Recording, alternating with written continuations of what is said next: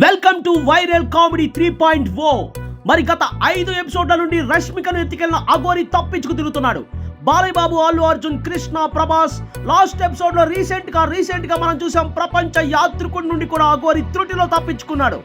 అయితే మన viral comedy 3.0కి వచ్చిన సమాచారం ప్రకారం నా అన్వేషణకు సంబంధించిన హెలికాప్టర్ ను ధ్వంసం చేసిన తర్వాత అఘోరి తన ఫ్లైట్ నుండి రష్మికతో కలిసి పారాషూట్ లో దిగినట్లు సమాచారం వచ్చింది.